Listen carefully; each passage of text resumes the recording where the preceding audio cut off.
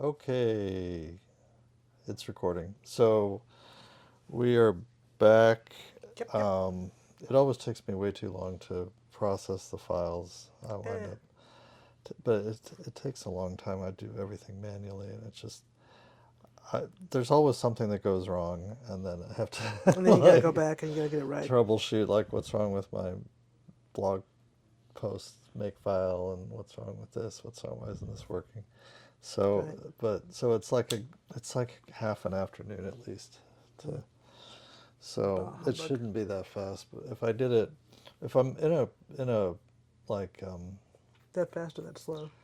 what? It shouldn't be that It fast. shouldn't be that slow. If Mm-hmm. I'm doing it routinely, like when I was doing it much more frequently, Mm-hmm. I have the routine kind of down in muscle memory, and then I just sort of Boom, replicate boom, it. boom. Right. Yeah. But anyway, I had some miscellaneous things to talk about, and then I Yay. want to talk about your trip and your talk. Oh, right on. So, Mm-hmm. miscellaneous things. I wanted to follow up because we talked about the trials and tribulations of attempting to get some basic health care in the year of our Lord 2025. Yeah. With both of us have an established patient relationship with a doctor, Yep. but everything is so hard Yep. and they're so uncooperative. Um, I, And like not like combative, non-cooperative, but it's like confused by any attempt to avoid um, disease, like disease. avoid disease. Why would Like you to want to do do that? that. Now, Okay, I guess. we talked about how long this was all taking, and it's still like it took weeks and weeks after that discussion before I actually got my first Blood draw. blood draw, and then before I got my first prescription, um, Mm-hmm. I ordered my meds. Well, the doctor ordered, like, placed the order, but I Right. paid for the meds from the Mark Cuban Cost Plus Pharmacy Company. Yeah, supposed to be cheap and delivered. Well, it went missing. My package went missing. Just gone. Like the priority mail tracking just showed it like stuck, in Mm, transit to next facility or something. right. And after it was stuck for 10 days, I'm like, hey, this is stuck. I've seen this before. This is lost. Mm-hmm. It's not coming back. Right. Need my meds. I haven't been able to take potassium for 2 weeks now. Right. Um, so they did. They responded with one customer service email, and then I replied back and said, "Still gone." Like, Mm-hmm. please replace this. Right. And they did, but they never told me that they did. So, like, they Oh. never responded. It just showed up It, one it day. just showed up like the second shipment, which Yay. they sent by FedEx this time. Good on them, I guess. So I did eventually get my meds, but then it was just a few days away from renewing, refilling my prescription. So, Like what? but it was Yeah. so late, like, because they counted the like time as if I had it as soon as they Right. shipped it, And and I didn't. So now I've got a excessive amount of potassium. And like, yay. anyway, so but it's It's what it is. it's okay. I'm taking my meds, but now I'm trying to arrange to get another The blood blood draw draw. because See I how the told meds are them that I working. would follow up in a month. Well, it's been over Two two months. months, And here we are. and so I'm trying to arrange a Get Labs visit again. But now they claim that you just give them the doctor's contact information and they get the. Yeah, they keep canceling the appointment because They don't have an order. they don't have a lab order. And I'm like, well, maybe you should contact the doctor you asked me to tell you about to get the lab order. So Under the thing where yeah, you say, no, I don't have a lab order, call my doctor. once But, again, yeah. Grace has been like leaning on people, like she's doing the heavy lifting on the phone, you know. Yeah. And I. And but it's still it's It's ridiculous, is what it is. it's Well, and ridiculous. this is sort of another expression of how the insurance industry makes everything a mess. Because their whole frame is that if I'm going to do this, Yeah. the insurance company is the mediator about how everything happens Yeah. and facilitates all these connections. And without an insurance company to do that, Right. they're just like kind of floating They're in space helpless. Yeah. and can't figure out how to connect any dots. Right. I mean, they could. They're just, it's not, their workflow is not set up to deal with, to be intermediary with these other No, not at vendors. all. Not at all. Because there's actually 3 vendors, and they're Right. relying on a 4th one to connect all the dots between them. Right. And, yeah, there's no one else going to Yeah. organize this, going to manage this. So, yay. So, I hate it here. did you want to talk about your dental stuff going on, or? Oh, my whole situation? Well, talk about the parts that you're comfortable talking about. I Oh. thought you might, There's nothing I'm embarrassed about, I'm sorry. but you might mention the trying to like get meds, right? Oh, Emergency meds and what that means and might mean and all that. right. So yeah, maybe whatever So- part you want to share. So, I had an epic visit to the dentist on Thursday. First of all, Epic. no, it was amazing. Absolutely amazing. I didn't get any work done ultimately, even after it's an hour and a half, 2 hour visit, no work got done. Yeah. So I'm going in the morning, I arrive there, and I'm right on time, which is unusual for me. Not that unusual, but, not 5 minutes late. And I get in there, the hygienist takes my blood pressure, and it's elevated. And she's like, wow, maybe we should wait a few minutes and let your pressures come down. So they do, it's actually higher. Mm-hmm. And then they're like, oh, this is really high. We should call your doctor and see if it's safe for you to have care and see if it's even safe for you if you need to go to an urgent care or something. And I said, okay, fine, no worries. So we do this whole rigmarole. We talk to the doctor. I take my, because I skipped my morning meds to get there on time. Mm. So I took my morning meds. But it's not, the thing is, your regular medication is not a super high dose, and it's not instant. It's not instant. Right. It And acts over the course of the day. so So I take the dose. it's not clear why it was so high exactly. It's still unclear why it was so high. Yeah. But we take the dose, and then we wait 30 minutes, and we take it again, and it's sky high, the highest I've ever had it recorded. And like, what's happening, none of us know. Yeah. We go back and forth, and basically the hygienist was like, I'm not sure you should drive. I don't want you to have a stroke while you're driving or something. But on the other end of this equation, I was having 0 symptoms. It Right, wasn't like I got right. up and went and was feeling like terrible and woozy and et cetera, and went to the dentist anyway. I felt like I always feel every day. Yeah. So I didn't feel like compromised about driving and whatnot. But it turns into this whole debacle. And yeah, no, and it was like the first or second day of a period for after many months. Hang on just a second. Sure. Okay, I'm sorry. We had a kid who I thought was unsupervised getting into the bathroom. I was like panicking Yeah, it can be a real mess. because they'll just trash the counter and run Not to water mention and soap everywhere. The flood potential we've had. Yeah, we Right. still have PTSD from that. Yeah, right. That kid is 14 years old now, but still, we Yeah. wake in horror if we hear bathroom water running. Right. Well, when it sounds like a little kid's in there unsupervised. Right. So, anyhow, Sorry. like first second day of a period, because this is perimenopause, you will have periods intermittently for sometimes years, and There's a long gap in between. in between How periods, long? sometimes Several months. several months, Yeah. and like the 1 or 2 I'd had over the course of like 6 or 8 months had been really light. Mm-hmm. This came in like I don't even know. Came in like a lion. Came in like a lion.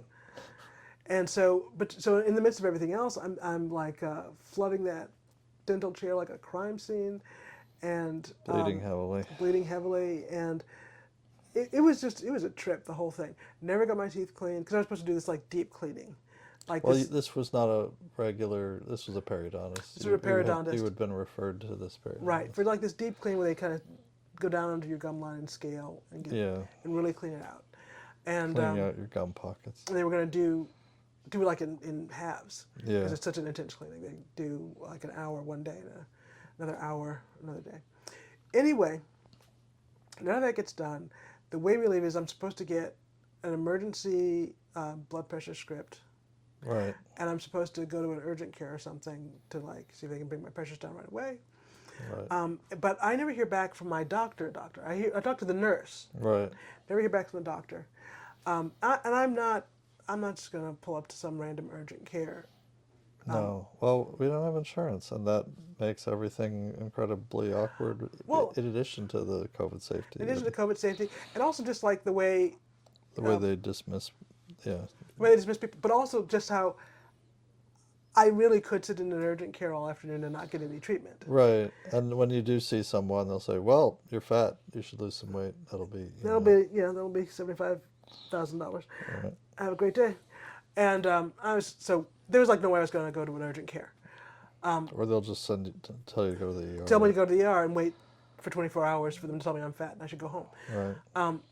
So I came home and I had some BP meds that I know to be extremely effective. Your older medication. My older medication. It's Yeah. extremely effective. The side effects are terrible. So I took some, had the terrible side effects, and my pressures came down. Yes. But still, didn't hear from the doctor until after business hours. And he did not want to write me the emergency prescription so I could get dental care done. Right. Because that was the dentist. It's just the dentist's concern was, actually, this is not. He was hoping Yes. that he could get my doctor on the phone and have him just write me a script so I could move forward that day or the very next Right. morning. Right. So that they didn't lose. Well, you had 2 back-to-back appointments. Yeah, we didn't want to lose scheduled. all of them. Yeah. He couldn't and- refill them, and I actually need the work done. Right. You need the work done, and he doesn't want to just have 2 abruptly canceled appointments, and probably didn't feel like he could really charge you, No. cancellation fees for having a minor medical emergency. Emergency, like that's not, that's not something I did. Right. Something that happened to me, and so, there is so there's my older medication, but there is a medication that brings it down. I think they use it for in the hospital for emergency hypertensive crisis, just to get you back into line before they start figuring out everything Right. else. So, and he said, you could have 1 or 2 of those pills for dental care. So if you get here and that happens, you can bring your pressures down in about Right. half an hour. My doctor wouldn't write the script. I had to cancel all the appointments. I'm supposed to come in and see my doctor at, God save me, 7 a.m. Next Tuesday. You're trying to get an urgent appointment to see your doctor, but again, this is a doctor that will not take precautions. Will not in take the precautions office. and acts an ass about it. And actually, you know what? I don't want to be unfair to them in this way. If I'm wearing a mask, they will wear one. Yeah. But they don't take precautions in the office With any of the other patients with all any of the day. patients all day. And They're not doing anything to manage the air they're not managing the air quality. quality or anything. They're not taking any precautions at all. So I'm Right. basically walking into a public place full of sick people. Right. The public place that 6 people go to. They still don't have air cleaners or, Nothing. like Nothing. And my only protection filtration or, is my N95 mask. Now, mind you, I've fit tested, it's well fitted, etc. But they're very cavalier. Yes. And the last time I was there, I got very sick with something, Right. and they would not follow up right. to figure out what They was wrong. refused to investigate, or, that's when you had this inconclusive COVID test, and Yes. you wanted them to order another test, and they wouldn't. They refused to. And yes, It was just this weeks long. they're afraid of the fucking liability, which they should be. They should be. Right. But, not just because of us. I mean, we can't afford lawyers, but in general. Right. The liability of taking any responsibility for this. And so, and also, there were several medical events in that follow-up where I was concerned that I was having a cardiac episode and needed some cardiac care, and they were really sloppy. I had to basically lead them by the Right. nose Right. to provide me the most basic care and Standard treatment of care. to make sure and rule out that I didn't need a heart surgery of some kind. I need to have a stent or something placed. Right. It was a really, and this was in 2023, I think, so almost 2 years ago. But it was harrowing, and But it was a harrowing month-long and thing, then weeks of this back and forth, and no one will answer my calls yeah, or give me any kind of rational yeah, response. and then aren't they also trying to get you to take off your mask to take your temperature, even though they Yes, have temperature sensors right on like the on the shelf table next to them, right? that where they can measure it in your ear or on your forehead Or head or or something here, else. and then also the running joke about here you're fat, haha, did you know you're fat? That's not a joke. I'm not joking No, because that's what they do every time. They're every like, well, time. lose weight. I'm I'm like, like, I'm here because I gained so much weight very rapidly without changing my my diet diet or or exercise. lifestyle whatsoever. That means Like a something's wrong, disturbing amount of weight, right? and I want help with that. Like, well, just move more and eat less. Every time. Like how you can't eat less than fasting, No, right? I'm supposed to like stop eating altogether. Like, what do you mean? Because that's where I'm at this point. Like, I Yeah, should just stop eating altogether. right. And yes, I should be clear. I've always, before intermittent fasting was a thing, Yeah. that was my preferred pattern of eating. You don't eat breakfast I early, at least not till later in the day. For decades, Yeah. and not even as like a diet Right. culture thing. That was what felt right. That was my intuitive Yeah. eating. For some reason I always wind up almost fasting almost completely on Sundays, and it never was a conscious choice. Conscious decision.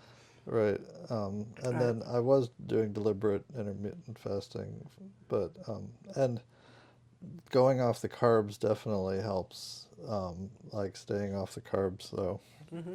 But I also have learned that as far as my long COVID symptoms, I need to eat extra protein to feel good, so and much extra protein. fasting quite a bit, and I feel better with a lot of extra protein. And doing the fasting, even the intermittent fasting with long COVID, makes me feel worse. Yeah, And it did not do this to me before 5 years long ago. COVID. I did not. I used to feel pretty good. I would do the bulletproof coffee in the morning and no solid food till late afternoon or something, and Yeah. and feel pretty good all day. So, so yeah. So just to be clear, this was never any kind of like weird. I don't know what. This was me eating when I felt hungry Right. until I felt full, and then not eating again until I felt hungry. So you're tracking your BP now. You're Track my trying to figure out BP. if you need to keep taking your old Old legacy med, medication. which makes you basically pass out all afternoon, and Oh yeah, no, it's really it's debilitating. Like terrible. I can't safely drive on that medication. Ooh, Right. my And friend here. That's an ant, right? that's an it. Okay. Sorry about that. Yeah, Another personal. we've reached the point in the year The ants are all over where the the house. ants are marching. They're Yes. coming in. One by one. Hurrah, Yeah. hurrah. Yeah, so that's so that long-term thing with the doctor, with me coming to the doctor and saying, "Hey, I've got a problem here. I'm getting all this weight and I don't know why," and them telling me to eat less and move more for years. Right. And I feel like I'm probably have some kind of metabolic problem that I Right. don't know, maybe it's diabetes, maybe it's this, maybe it's any number of metabolic syndromes. Yeah. Maybe it's my thyroid. Maybe it's actually Yeah. moved into a verifiable. We don't know. I don't know. We don't But know. your We don't know. tests don't show, your symptoms don't match diabetes, and your tests don't show problems with your blood sugar, right? Right. So But we don't know what caused this abrupt, like high abrupt and dramatic blood weight pressure crisis. Oh, and this But blood pressure crisis in this moment. there is a thing where perimenopause can make all kinds of things go wonky. All kinds of weird Yeah, and get out of control in a way that you don't expect or aren't anticipating. yeah, Yeah, but just to kind of draw the through line, this past experience where they're just do nothing guys, like, oh wow, all your tests are normal. I don't think there's anything for us to do. doing exactly enough to not Get successfully sued. Right. You know, Just enough to not get, like, and never providing any kind of care. Yeah, no. And even now, I need dental care. I'd like to be assured of managing my blood pressure for dental care. Right. They're like, again, do nothings. They need to see me in person before they Yeah. can do anything. They need, they've got testing, all kinds of things they have to do, so but won't actually provide any care. It's a long-standing problem. Yes, I'm looking for a new doctor.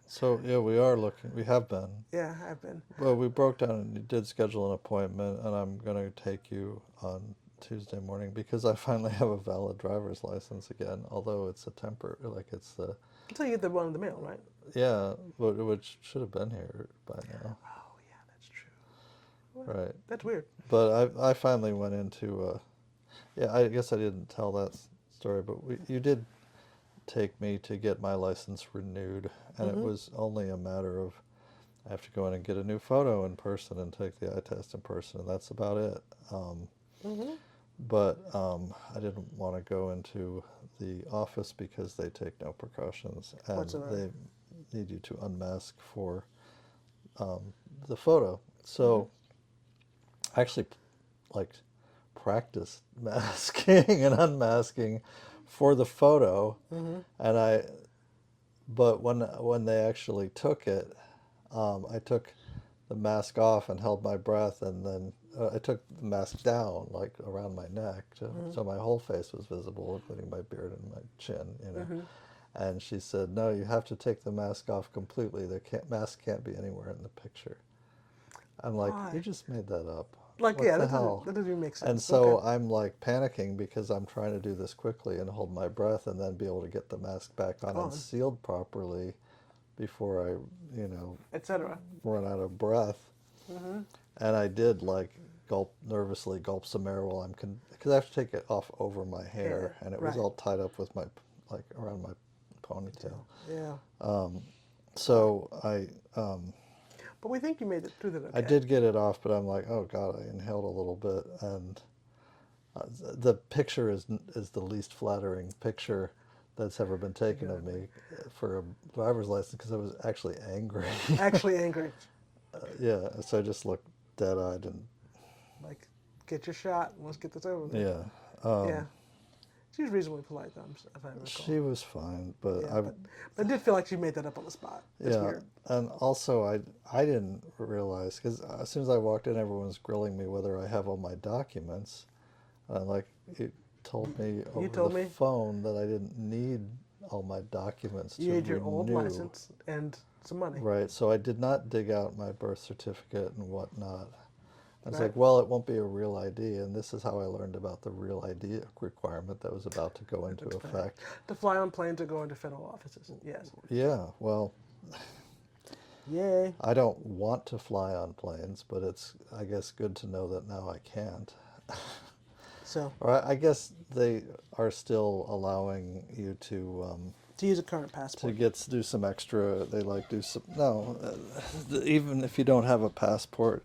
I'm reading that they will put you in a slower line and do some extra grilling or Screenings. screening and whatnot and let you fly at least for a while. They'll do that. Mm-hmm. But I don't have a current passport either, Oh, and yeah. so There's anyway, that. so okay, so when I say no, I'm not flying out to interview for a job. I mean it. I'm not flying out to interview for a job. Thanks. But it also means that like if my dad dies, I can't fly up to the funeral, currently. Right. So I'm going to try to get my passport up Up to to date, date. and then I won't need to worry about my driver's license for a while. I can use passport if I need to fly. Yeah. Um, So, yeah, it's been so you're gonna drive me. I'm gonna go to this appointment, and we'll see what magical things happen at there, this in-person appointment. it's going to be Stupid, stupid. I just or accept I should say ridiculous. It's gonna be ridiculous. if you kill them all, like I I will defend you. Thank you. Like It's gonna be a ridiculous experience. I don't know what yeah, good is gonna come of this, no, but maybe I'll get my scripts back online in the way they need to be. yeah. But 'cause the other thing we keep telling them is we don't have any fucking money, right? Right. We don't have health insurance, right? We don't have money. We can't. Yeah, and I need dental care too. I don't have any complaints though. I have one small complaint, which is tartar building up behind the lower front teeth, which happens because that's where like the saliva pools while you sleep or whatnot, Yeah. So, um, and like I've managed to clean some off myself Maybe you need the periodontist. I don't know. with a You could have another exciting appointment too. we have some little dental tools, but I really needed cleaning. It's probably been 7 or 8 years. It's been a while because Right. we really liked our Saginaw dentist, and Yes. We did not jump in to find a new dentist when we moved here. And then But then, once yeah. COVID happened, I didn't want to go see a dentist at all. Yeah. But you have, I'd probably like to see your regular dentist who No, she's lovely. takes Take precautions. a lot of precautions with the air cleaning and whatnot. And so I, but again, it's all everything we have to pay for out of pocket. So I'm like, we have higher priorities. Your health is to me a higher priority than me, like potentially losing a tooth or something. Which I don't think you're even at risk of. I have no, like I say, no No dental complaints. complaints. They're just yellow and And crusty. and I don't think you have any general complaints to see the doctor about. You have complaints about things that he doesn't believe exist.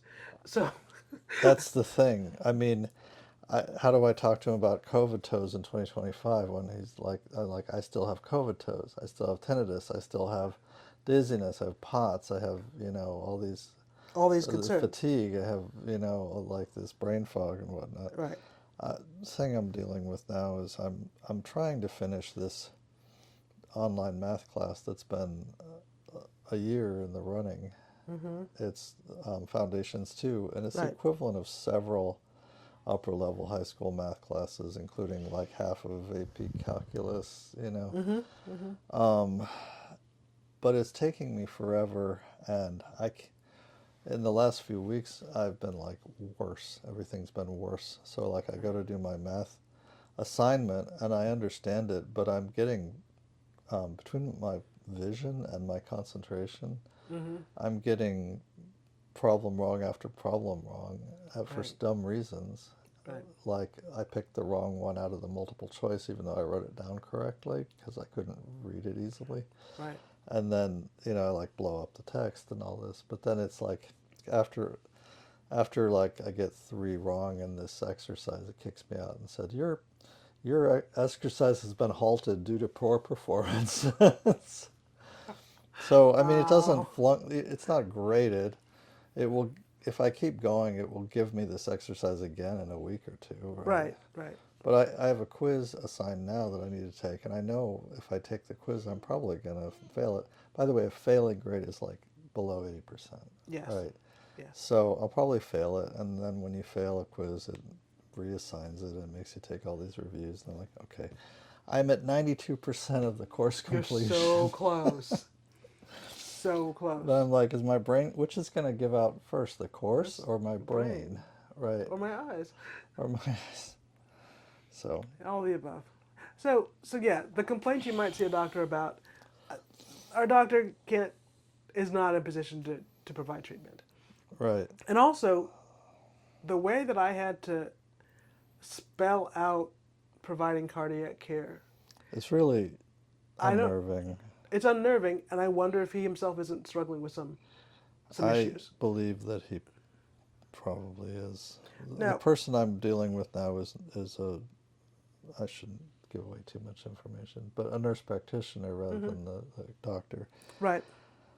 But yeah, I don't blame them for saying, there's only so much we can do in a televisit, right?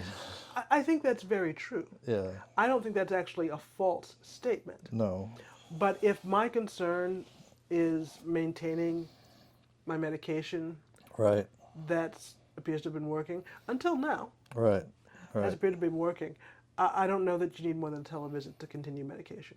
right. I don't see a good case for that. And if they don't believe in long COVID, they're not going to believe that COVID might be a root cause of the vascular damage that is maybe elevating your blood pressure. Right. They don't. Right. Yeah. So I don't know what we can do to work together effectively, other than keep me on medication, so I don't have some kind of cardiac event, Right. and do that long enough for me to find someone that will provide care. Yeah, which is what we have to do. Right. So it's. Someone should be Yeah. managing your perimenopause symptoms as well. I suppose. Yeah. I don't know. Just trying to figure out what's going on. Except At least rule out potential problems. harms. Yeah. Oh, we have a visitor. Baby, no. You have a No. visitor? Hang on. Okay. We're back. Our little daughter actually will go get a butter knife and open any door she wants. and break into my bedroom. Your locked room. Well, No, and she, now yeah, she's sitting outside the door growling at us. growling. But and she can cuss us out. She's being very polite tonight, just straight Yeah, up right, just cusses out. right. Um, No, I was like, sometimes I can't believe that after 25 years we're still dealing with kids dumping food everywhere and making messes and, drawing on the walls and all. Like, yeah, it's been so long and I'm so tired of it. it's been a long time. It has. It really has been a long time. The so yeah, so we're in this conundrum where I just don't want to be out in the cold as far as getting prescription meds, Right, uh, while I try to find and interview doctors, right. which is the long, absurd, tedious process to begin with. Yeah. Um, the so yeah, and Her siblings are trying to distract her and get her involved in keep her something. Okay. in some game that's not Raid Dad's Room. Yeah. The but yes, these providers really want you in the office, and it's a strange insistence on their part. I know it's a legal liability. They want to be able to say in the record they are not legally liable for anything that happens to me because they are prescribing medications for a patient that they've actually seen in the last 18 months, 2 years, or whatever it is. Yeah. Yeah. But, We still consider the country to be in a state of emergency. actually, I know the state of emergency has passed, but actually, no The official state of emergency emergency has has passed. passed, but the actual state of health emergency. It's still quite an emergency. I think was just thinking today that the whole situation. So we have, just to say, we have guests today. They're playing. A bunch of other kids are joining us. Their parents are here. Oh, yeah. The kids are all playing outside with our kids. They're having a good time. But it is true that our kids are growing up in an environment that was similar to like the polio lockdowns, Yes. right, during that period. The difference being that during that period, it was widely understood that this was to keep everyone safe and Not some kind of. not due to mental illness, right? Right. That like it wasn't just due to everyone didn't just have anxiety, right? No. There was a genuine risk And they were taking. and mitigating it, Mitigating that and risk. every community saw and knew about people that had gotten very badly injured or killed by polio. Some of whom were still like lingering, Actually, our oldest child's math tutor, his spouse, was a polio victim who used a wheelchair for the from rest of her life. for the rest of her life. Yeah, yeah, That's in the last 30 years, right. right? That this was actually still part of our lives. No, there are a lot of people still who are survivors of polio. Right.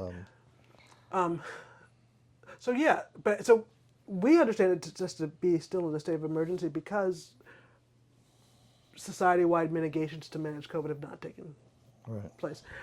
But even the health organizations who bungled this have not declared COVID to be endemic, but still consider it to be a ongoing pandemic. Yes. Both the World Health Organization Yeah. and the CDC Yeah. understand us to be in a pandemic still. But meanwhile, as far as all the official engines of the various bureaucracies and organizations, where that are run by political appointees, it's now a how do you say it? Kakistocracy, Yes. where literally the worst people are being put in charge. Yeah. So we have like Vinay Prasad being put in charge of like HSH or some shit. We have Right. RFK making just his batshit statements. We have just these awful people. Yeah. Jay Bhattacharya is in charge of some shit. And these, anyway, they're starting to. Anyway, I don't want to get into all about that. Do a rant. But I do want to talk about one more thing before we go into your trip and all that, which is Oh, right. Sure. I talked last time about how I was reading this series called Lockwood and Co. Oh, yeah. Yeah. So, and I finished all five books. And enjoyed them, as I understand. Now, I mean, it's not such a huge achievement. They are relatively short books for like young adult readers, you Mm-hmm. know. But for me, it was an achievement because I haven't been able to read that much since the last few years, over the Yeah. last few years. And I did enjoy them a lot. I thought that the story arc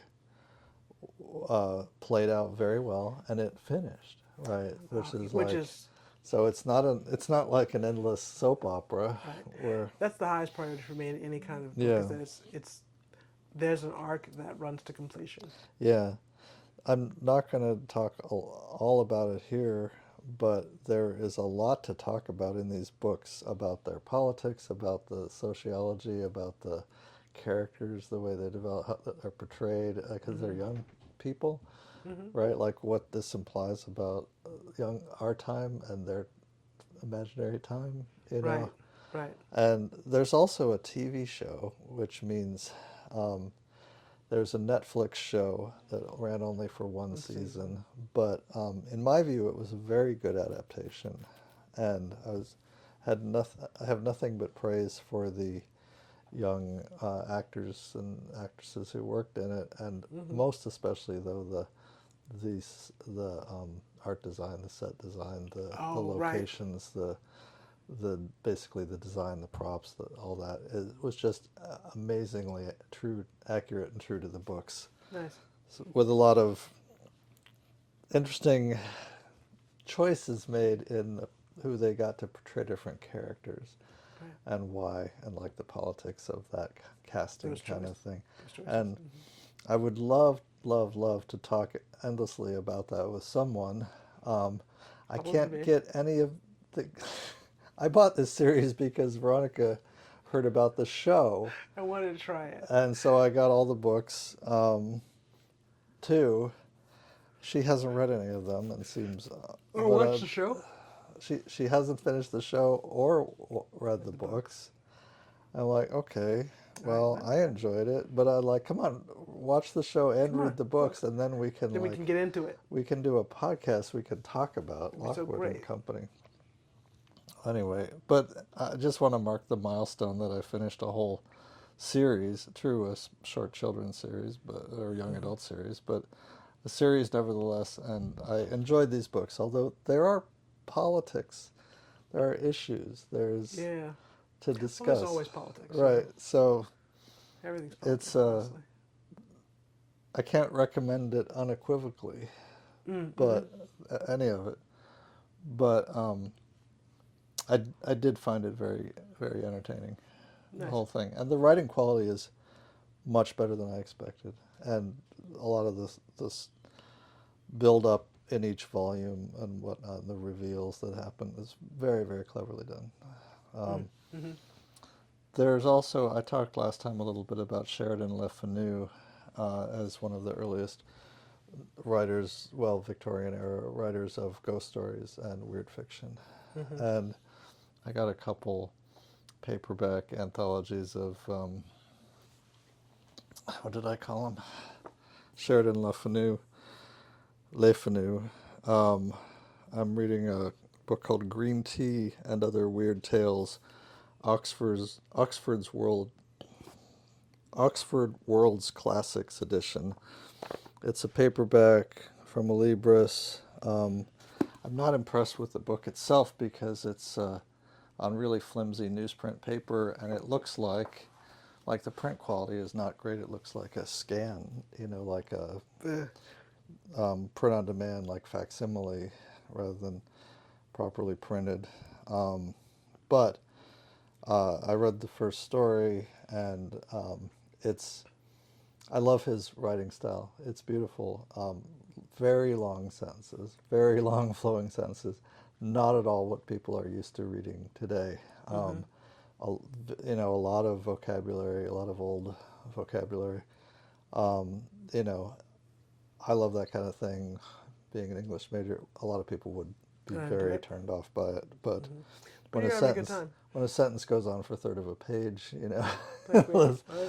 multiple parenthetical phrases, semicolons. You always always get confused when Jameson does that. Like, Well, it's annoying. It's annoying in that context for you. I don't consider her to be the stylist that, I mean, she's not bad, but the stylist that some of these great old writers are. But anyway, They drag on a sentence. Yeah. it becomes a very complex thought. I mean, to be clear, I'm not a fan in either setting. Yeah, right, yeah. It doesn't do anything for me. I'm just kind of like, okay, wait a minute. But I'm not pulling out and doing a sentence diagram. no, well, you don't really need to do that. But what helps is often to read the sentence out loud and realize the way it Flows as flows. spoken language. Yeah. Sure. Right. Yeah, and I can usually parse it that way, but I just always find it annoying Yeah. Well, in both places. it's an acquired taste. But Indeed. having had to read many books of many old books for my college major way back, You acquired I it. fell I fell right back into that. Right. Like, So you came by the taste, honestly. yeah, Yeah. yeah. Fair. Yeah. So, yeah. So let's talk about your trip. And then when you have talked about your trip, I'm going to ask you to read the talk you presented. Oh, right on. And yeah, I think it was at the tail end. You could actually, it can be part of the. Maybe I'm, maybe I'm not thinking this through, but it can be part of the podcast. But then you could also maybe I break it could off. I could break it off into a separate File as well. episode. Yeah, Yeah. easily. Yeah. So there's a group I've interacted with many times over the years called Revolution of Tenderness in Steubenville, Ohio, and they're working on nurturing and fostering and rebuilding that community, which has frankly seen better times. And there was a university there, a large conservative Catholic university, What was their industry? steel. It was steel town. It was a steel town, Yeah. right on the Ohio River. Gorgeous, Do you want to absolutely exquisite. do you want to talk about the literal experience of driving there along these? Oh, I'm getting there. Yeah, I'm getting okay. there. So I've worked with them since before the pandemic on various like community organizing, strategic planning type things. Mm-hmm.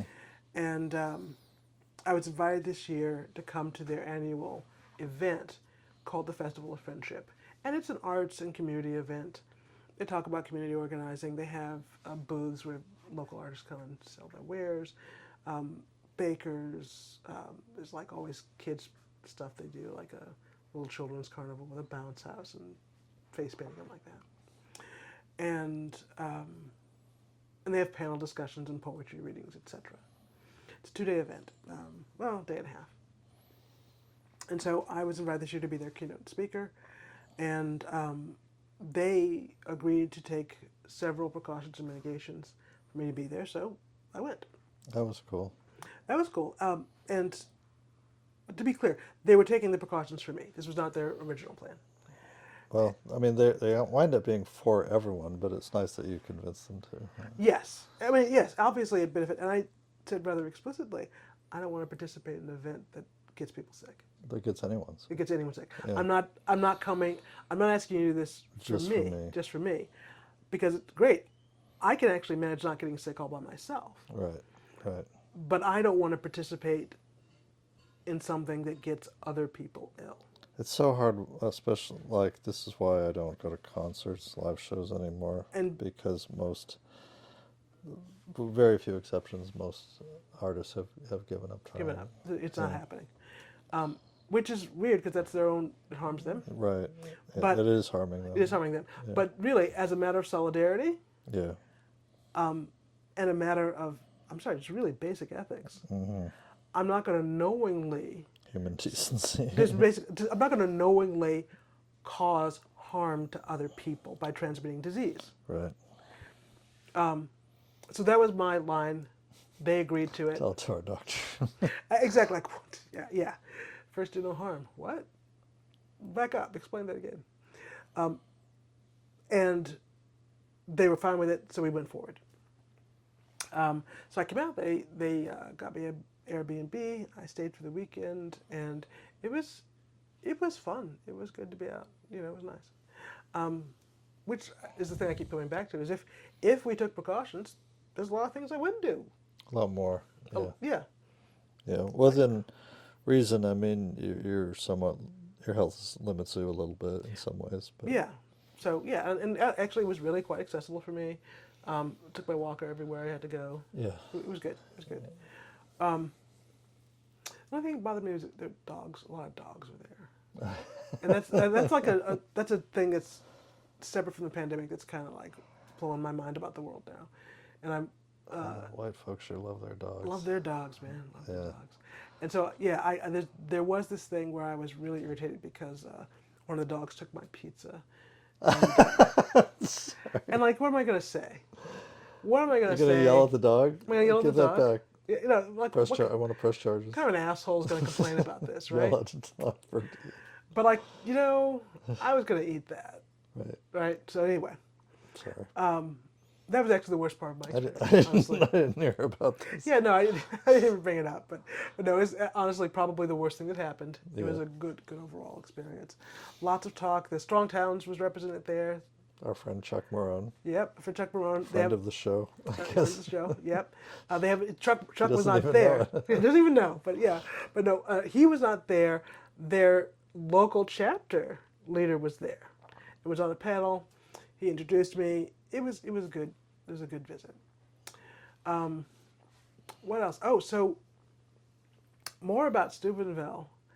This, like any other manufacturing belt city, like Saginaw, like Pontiac, Michigan, like Flint, like Cleveland, like Buffalo, Pittsburgh's had a renaissance. Chicago's had a renaissance. Yeah.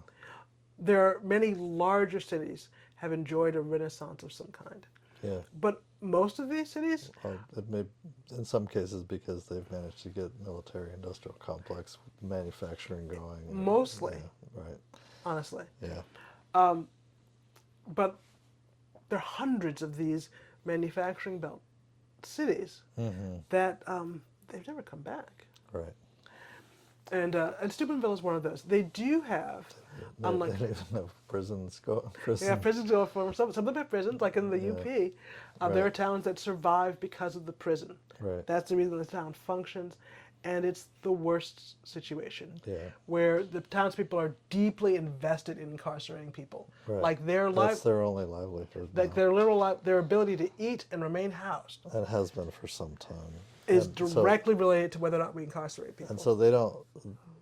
Yeah, they want to see more immigrants detained by ICE. Actually, Yeah, that's right. that's really valuable to them as Yes. a No, it's an awful bind, awful bind. economic And bind. it's what's that thing? It's a man.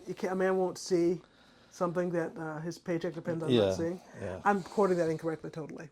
That's okay. But what Steubenville does have is this large. It's not that large, but a widely influential college. So they have all kinds of town and gown problems, where the college has interests about how the town should be developed, and the town does not share those same interests. Yeah, it's a bit of a bind. Some of the most exquisite landscape that I've ever experienced. I'm embarrassed to say that this was the first time that I've really seen the Ohio River Valley. I have seen the Ohio River many times. Right. I have never actually seen the Ohio River Valley. Utterly breathtaking.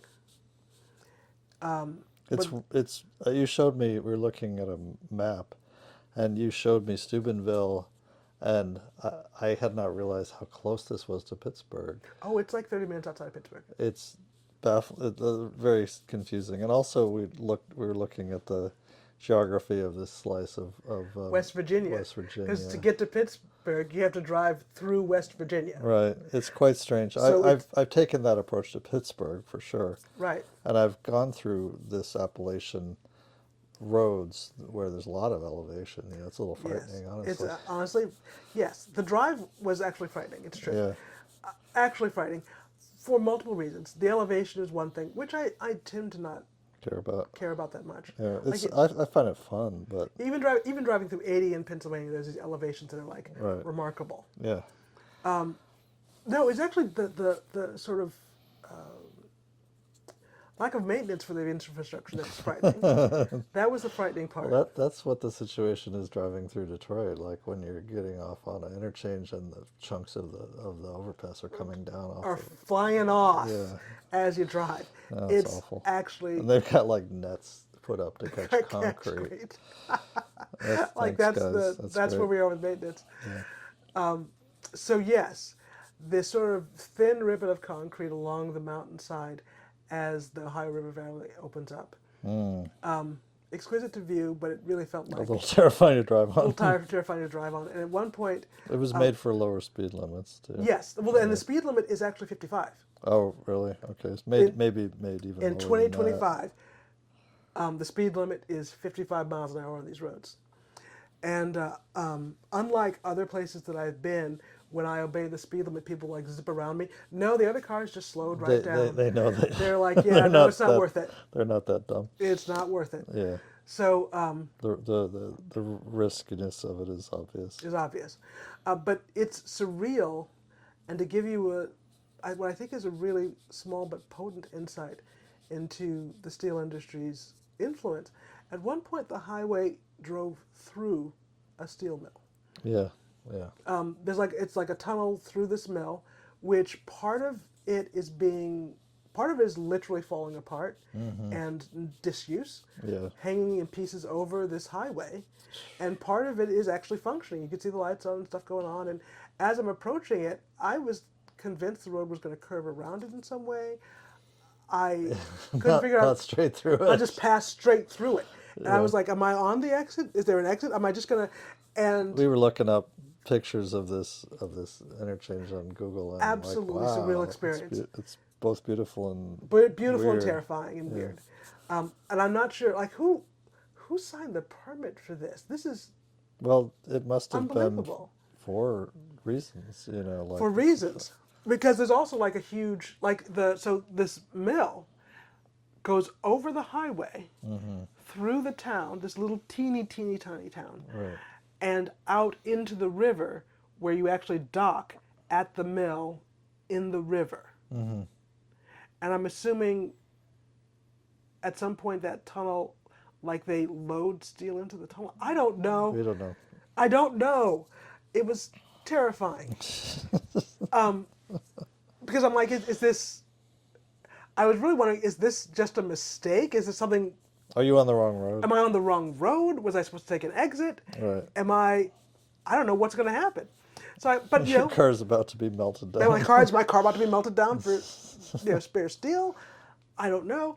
But the highway just is a tunnel through the mill, Yeah. and then you're out the other side, and the whole thing happens really fast, and because you're moving 55 miles an hour, it's over. And then there's like exits for this little. When I say a small town, I mean it's the size of, like it's half the size of this neighborhood, the entire town. And just like that, you're through the tunnel and you're out. But the lead up is kind of just Yeah. mind-boggling. And then there's all kinds of little inroads once you turn away from the river to go to Steubenville and other towns that are slightly more inland, except slightly more. It's like highways run between the towns are on the river. The highway runs behind them and takes you into the towns. And what else can I say about it? It's a great small town, much like Saginaw, an amazing small town, and it seems to have survived better than Saginaw has. That they have a There real aren't whole burnt out neighborhoods that have been abandoned. neighborhoods, but the downtown core is still standing for the most part. Oh, yeah. Right. Lots of chunks of Lots of Saginaw's chunks are downtown just missing. Are missing. Just Missing missing it. teeth. Like, Yeah. Yeah. Well, actually, I hate to make the comparison, but I think it's apt. When I drove through Saginaw when we first moved there, it looked like Dresden after the A bombing. war zone. Looked They like a call war it zone. they call it a bombed out city. Right. And It's just the bombs are economic and not But- they had explosive. not explosive, but economic. And yeah, it just like huge swaths of the city. There's some buildings standing, but huge swaths of the city just Yeah, there's flattened, some just standing leveled, in isolation where all their neighboring buildings or just have demolished because they demolished. were collapsing. Yeah, yeah. So in that way, Steubenville has fared better. But lots of neighborhoods look like Saginaw's downtown. People are moving back, though. Young families are moving back in conjunction with the university and trying to make something happen. Yeah. Doing a lot of great strong town stuff, uh, bottom up organizing to build and foster community and to really draw businesses from the local community that serve the local community. And that work is happening on the ground. It's really, really inspiring to see. Lots of arts groups, because, that's the vanguard of community Right. building, is sort of arts and local business and entertainment. It should be, but like the amount of contempt in our political landscape now for anyone Those who's things. an artist or a One of those a freaks. community organizer or Those freaks, man. anything other than a CEO really is it's appalling. Which is weird because, I don't know, what do CEOs even do? Yes. I'm not trying to be an ass, I'm just asking. So yeah, so that was They serve Kier. they serve Kier. that was the town and the visit, and it was good. Revolution of Tenderness is a great organization. It's a 501c organization, 501c3 organization, and their annual festival is lovely, really a marvelous event.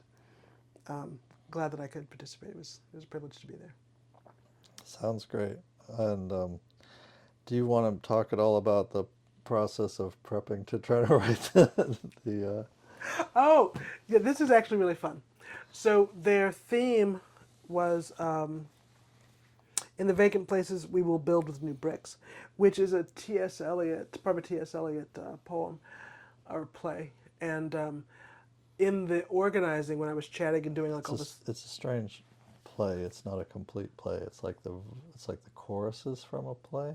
yeah, It's yeah, I don't have the book with me, but yeah, it's quite something. yeah.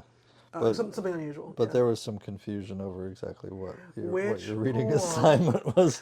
Which poem this was lifted from? Right. That they were taking. So they took this inspiration as the theme for their their festival, and so I was going to go read those.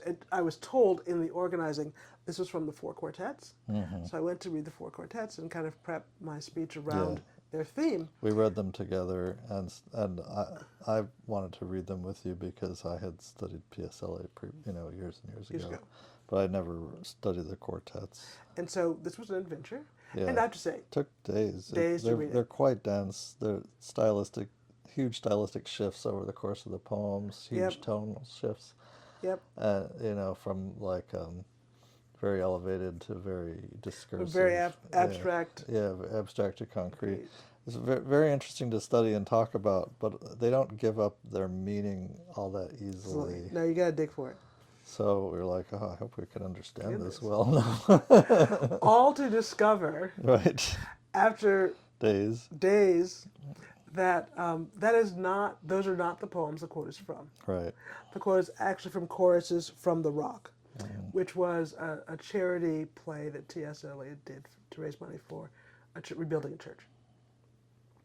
And so, Which is also very strange, by the way. It's very strange. which is also a very play. strange play and pieces of poetry. Right, but But a little more concrete, Yeah. which is actually a little more my style. And so we read that one too. But at this point, I'm less than a week out, and I'm still trying to finish writing this thing and kind of get my head around what motivated them, or what motivated them in their theme for this year. So I eventually read that, and it's a little easier to get into. it's easier to read. Easier to read, easier to understand. Lots of little snippets to engage with, and it inspired me when I finally did get to the right piece of poetry. It did inspire me and help me to write, I think, something worthwhile. I hope people enjoyed it. And, you know, I think they did. I got lots of requests for transcripts and for copies of what I'd written. And, yeah, yeah, I think it came out well afterwards, after all was said and done. And no regrets having read some T.S. Eliot. I'm Oh no, not a, absolutely not. The only regret I had is you didn't get enough time to really prepare based on the text you were supposed to I'm be supposed to be reading. attempting, like looking And at ultimately, I did include some clips from the others, from the right? quartets. The quartets. Yeah, Actually, T.S. Eliot's most famous quote it's is from the quartets. quartets. Yes. Yeah, yeah. So All right. there was that. Well, without further ado, and I'm sorry that I've dragged this out, but this is just how I talk and think. Slowly. It takes a long time, but let's hear it. Let's hear it. All right. So I'm going to read verbatim because this was a first for me. I typically write at the last minute, and sometimes we'll speak extemporaneously Yeah, I just for use public speaking, cards or notes and for then notes. mark everything up as I go. Right. You know. I actually wrote the entire thing before I got there so I could offer people copies for anyone hard of hearing in the audience so that they could just read along with me speaking. So I more or less said exactly what my pre-written speech said. Okay. So here we go. I'm going to start with a few lines by T.S. Eliot, lifted from choruses from The Rock. Let me show you the work of the humble. Listen. In the vacant places, we will build with new bricks. Where the bricks are fallen, we will build with new stone. Where the beams are rotten, we will build with new timbers. Where the word is unspoken, we will build with new speech. There is work together.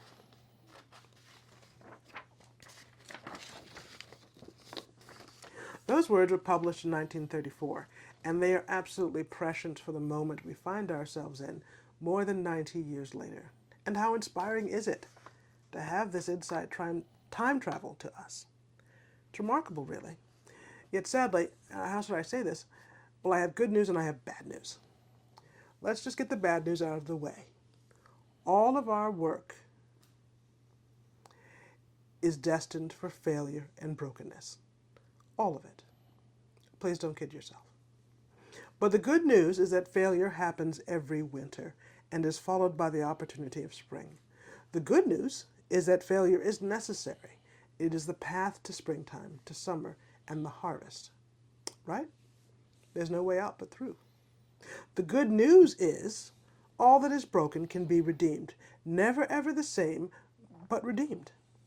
And it is our privilege to participate in that redemption. But what exactly does that participation look like?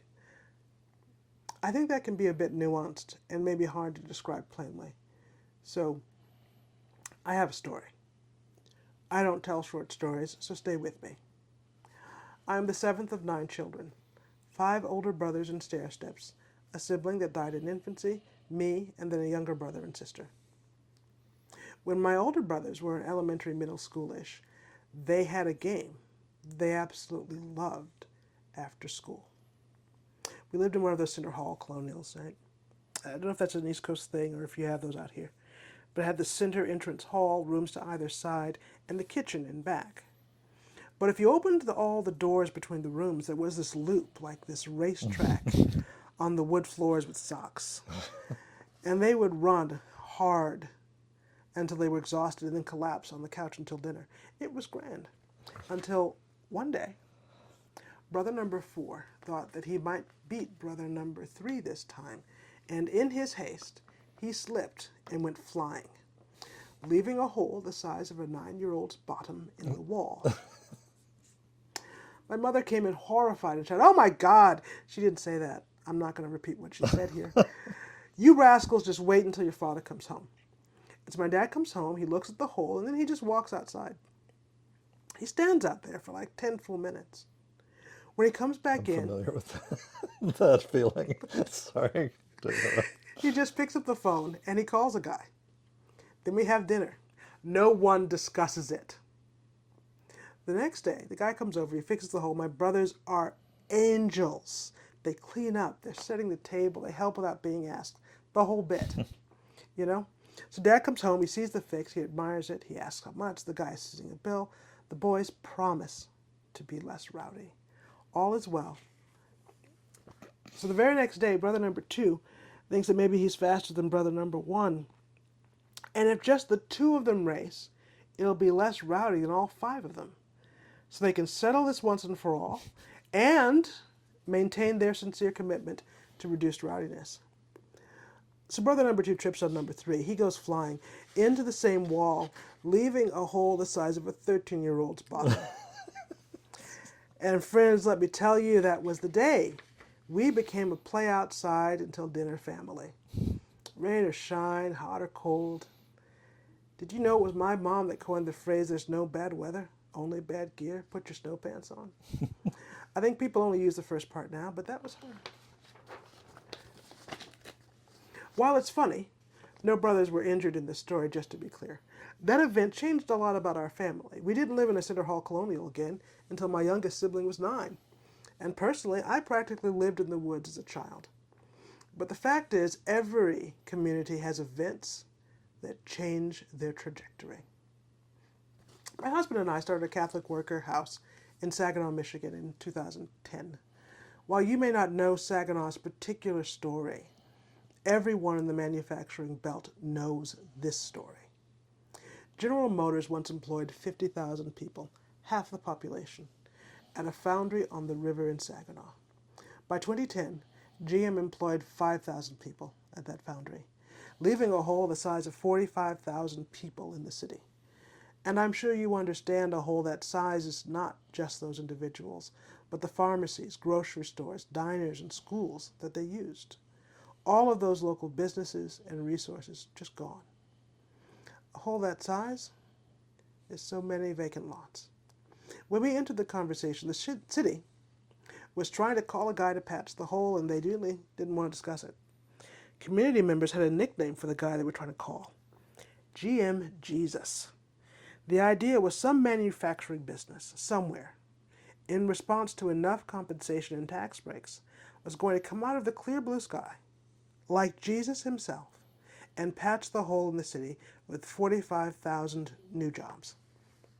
The city just needed to get the compensation right. Now, the concept was ridiculous on its face, even if it framed in more flattering terms. But like my father, all the city could envision was restoration of what was in the hole. It literally did not occur to them to change the fundamental dynamics that caused the hole in the first place. A few years into our time there, I made acquaintance with Chuck Marone of Strong Towns. And in 2013, he was passing through for a different talk and stopped to talk to us. Myself and several other community members attended a hastily organized event and learned a new perspective on how we might participate in redeeming Saginaw. Possibly the greatest insight for us was realizing that what had become of our place happened in a specific context with specific incentives that led us to where we were in that moment. And because of those factors, there really was no going back to what was. The context was the offshoring of U.S. manufacturing. The incentive was to enrich the haves that were in privileged positions to benefit from extending public money to their own connections. They'd already had a false start on the enterprise in the 90s and early 2000s by luring a second-tier auto supplier into town. And while the haves came out of that deal okay, the city, after 10 years, had lost more jobs than the supplier had brought. Wow.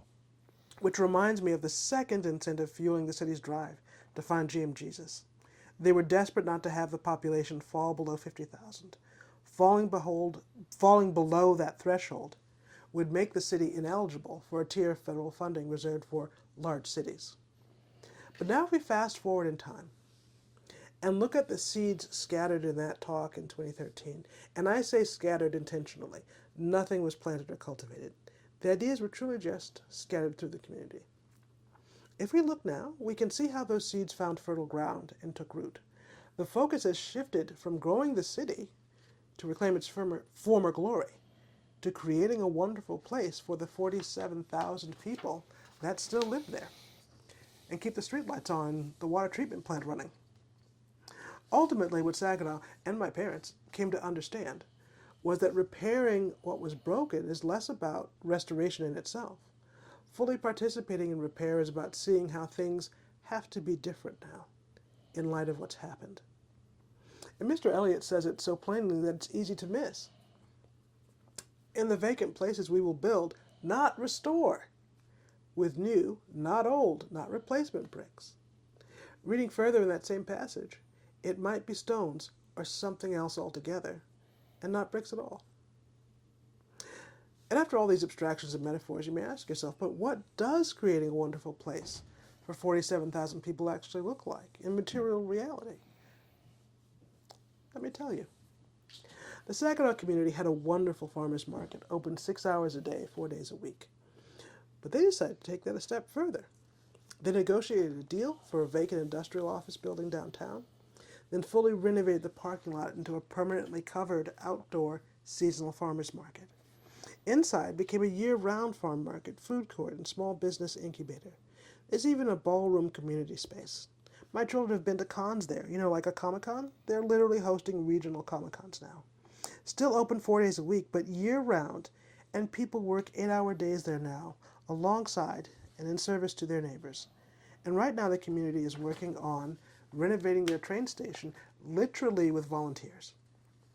Volunteers that aren't reclaiming bricks are petitioning the DOT to reestablish passenger rail to the city for tourism. They recently completed work on what is the second largest mural in the United States. They've salvaged neon signs from the city's demolished buildings and created a public outdoor sign park in collaboration with the county museum. And now, as wonderful as these initiatives are, we need to keep in mind the acceptance of failure from the start. Embrace it even. What is that clip from the internet? I am shocked to discover that the process of trial and error involves error. When the folks that created the Saginaw with a population of 100,000 made that place, there was no consideration of a day when there was no GM. Because before GM, there were beans. At one point, Saginaw, Michigan was the bean capital of the world. I'm not even kidding. And before that, lumber. They worked with what they had, where they were, with the people and the place around them. Part of the stalling out after the reality of GM leaving and leaving nothing in its place was the expectation that the project that had worked for so long would somehow just keep working. But in fact, it was time to learn the lessons from that season and start anew. There will come a day when that beautiful farmers market fails. It will somehow no longer be able to meet the community's needs in the time and the context that it finds itself. Maybe the train station project will never work, and they'll just need to cut their losses and move on. The day of failure might come sooner, and it might come later, but it will come. And that doesn't mean anyone did anything, quote unquote, wrong in the time and context where it flourished. Even if that time and context was brief, the effort wasn't wasted. The community that coalesced in the effort is what nourished the people in it. The thing is, in a kind of secret way, the failures themselves are the good news. But full disclosure, and I want to be completely clear about this part, those failures are going to feel like failures, and it won't feel like a good day. For those here that profess the Christian faith, we know that there is no Easter without Good Friday. And that reality applies to every part of our lives and everything that we do. In what might be his most famous quote, T.S. Eliot cautions, humankind can't bear very much reality, but we can bear some. And the reality we must bear is that we can't even make failed attempts without each other. Later on in chorus, as Mr. Eliot asks, what life have you if you have not life together? There is not life that is not in community. So we have to, all of us, learn how to eat a slice of humble pie and be grateful for it if we want to live in community. We also have to learn either upfront or the hard way that inclusion means everyone.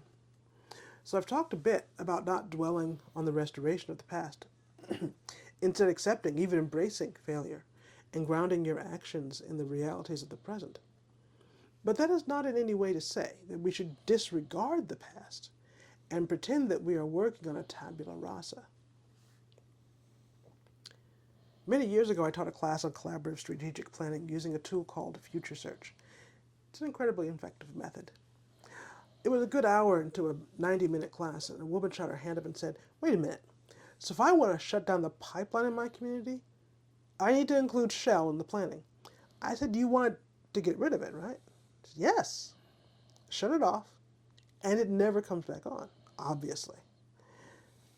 That is never going to happen if Shell is not a part of the conversation in some way. Now, what does happen when clear stakeholders are excluded is that everyone gets on a treadmill, has a great workout, and goes nowhere. And certainly Shell is an unimaginably powerful stakeholder. But this isn't just true of powerful stakeholders. You can't meet just ends without the most vulnerable stakeholders either.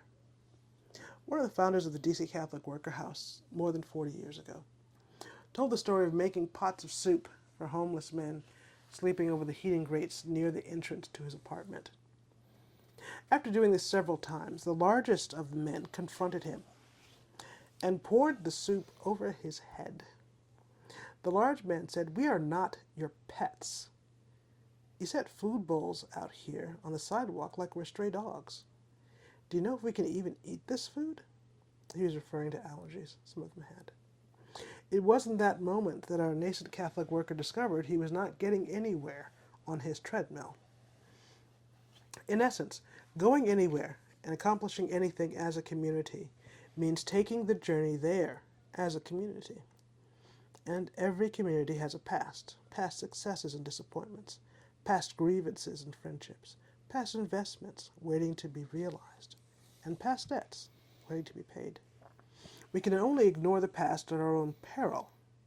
Recognizing the past reveals the clearest path forward and the roadblocks that have to be removed to get anywhere at all. In a genuine community, even the individuals you don't like belong there. Please don't mistake that for letting the powerful and the bullies have their way. It is not.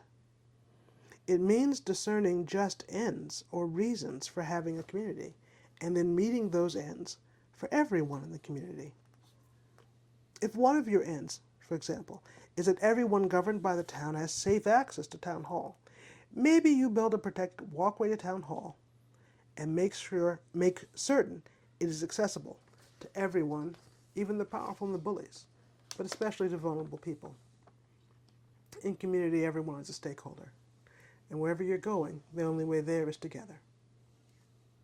In closing, let's look again to Mr. Eliot's wisdom, this time from Little Gidding. What we call the beginning is often the end. And to make an end is to make a beginning. The end is where we start from. Thank you. All right. Very nice. Thank you. Thought it was good. Not that you need my approval, but you got a lot of positive feedback on your talk. I did get a lot of positive feedback. It was So, a really lively discussion afterwards, and people asking about how they might handle various things. see, I was panicking on your behalf because I felt like we hadn't fully understood, the four quartets and sufficiently analyzed the underlying metaphors. Whereas the metaphor in meeting in Right, the right. In the play. the play, The Rock, Yeah. is actually much more salient and was Right. much easier to. Right. And it was not about, the assignment was not really about literary criticism. No, it was not. I was not speaking to a literary organization. Yes. And I can't imagine any literary organization inviting me to speak about anything, to be honest. Well, I'm not sure about that, but it was great. Thank you for reading it. And Sure. I think we're going to wind up. Tonight is going. movie night. We've got some cooking to get on with and stuff like that and Yeah. clean up. And then I don't know exactly what we're watching tonight. We've got a lot of films. We'll see. Yeah. What is that? I wish I could remember the names of the ones that I just got recently. There's an Iranian animated film called Oh, yeah. Persepolis that we still want to watch. There's something about the woods. I just got this from Vinegar Syndrome. Uh, let Let me see if it'll show me. I'm searching on the word woods. Keep talking. While I'm looking this up, tell us a little for a moment longer about the poetry reading and stuff that Oh, you went to. you're not going to let me sing my song. Fine. No, so they had. Actually, I've been to a poetry reading in 30 years, maybe longer. I used to do poetry slams, but yeah. One of the events at the festival was a poetry reading, and they had two poets reading from their current publications. So these are they're working poets. They have academic careers as well. I brought one back And I brought here. one back. This was really good. Yours, Purple Gallon Meal, by Ewa Krusiel, a Polish poet. And this is her first book written in English. She usually writes in Polish and then translates, but this is her Yeah. first book written in English. And it's just all these wonderful poems about motherhood, about grief. Yeah. I read through some of them, and as fully qualified literary critic, Yeah. I was quite impressed. Quite impressed. The way she smashes together high and low wording and the very earthy language and very elevated language all together All with the same. natural metaphors and real life situations, and Yeah. it's beautifully done. It's like poetry put through a super collider. Yeah, Right? yeah. No, I was impressed. Uncover the underlying particles that you Yes. haven't discovered And yet. and gave money I didn't have to have a copy of the book because it Yeah. was very good. Yeah, so that's going in our library. Yes, yes. I got to rearrange some Did, books. did you find your thing or? I have to rearrange downstairs to make room for it. Oh yeah, did you find the thing? Oh yeah, yeah. So Okay. one of the films we might watch tonight is called "When You Get to the Forest." So it is a animated film made out of paper cuttings. Yeah, And it looks really cool. yeah. I haven't seen it, so we haven't previewed it. We'll We'll see what if it happens. has anything in it that will traumatize the kids. It's like, oops, oh Oops. well. Oh, well, I don't think they can do any worse than the '80s movies we enjoyed and tried to show them. Oh right. Yes. No, we showed them Terminator. Like, oh wait, no, sorry, kids. Yeah, I yeah. thought this was a fun kids movie. My I mistake. remember it as a. Fun kids movie. Turns out it's a horror It's flick. actually a horror flick. Yeah. Nothing that a child should see. Oh wow, that was a rape scene. Sorry, guys. Oh no, that was Back to the Future. Yeah. Yeah, it's back. Right. And 16 Candles, right? 16 candles. Oh shit, no, actually turn that off. Just no, stop. Yeah. No, but we talk about anything that is. Anything that comes We up. have a that's- lot of conversations about Yeah. what we watch. So, anyway, we think we're going to wind it up and move on with our evening. But thank you all for listening. Indeed. Take care. Take care.